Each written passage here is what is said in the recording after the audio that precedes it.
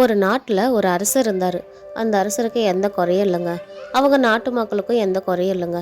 நல்லா தான் இருந்தார். ஒரு நாள் ராஜாவோட அரண்மனையிலிருந்து ஒரு விலை மதிப்பற்ற வைரம் காணாமல் போயிடுச்சு. ராஜாவுக்கு ரொம்பவே கோவங்க. நம்ம அரண்மனையில் நம்ம இருக்கிற இடத்துல திருட்டான்னு கோவம். ராஜா ஒரு அறிக்கையை விட்டாரு.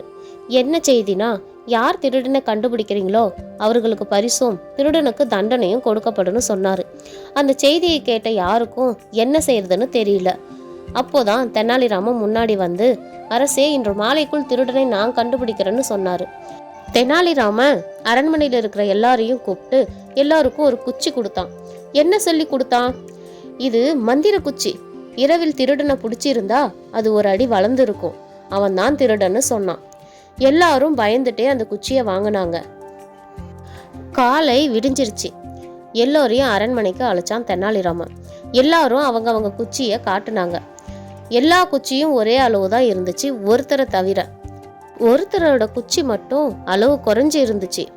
அவனை பார்த்து தெனாலிராமன் சிரிச்சான். அரசே, இதோ இவனே திருடன்னு சொன்னான். அந்த மனுஷன் நடுக்கத்தோட நான் குற்றவாளி இல்லைன்னு சொன்னான். தெனாலிராமன் சொன்னான், அரசே, உண்மையில் குச்சி வளராது. ஆனா இவன் குச்சி வளரக்கூடாதுன்னு குச்சியை வெட்டி இருக்கான். இவன் தான் அந்த திருடன்னு சொன்னார். ராஜா ஆச்சரியப்பட்டார். திருடனும் திருடியதை ஒப்புக்கொண்டான். ராஜா தெனாலிராமனுக்கு பரிசும் வழங்கினார்.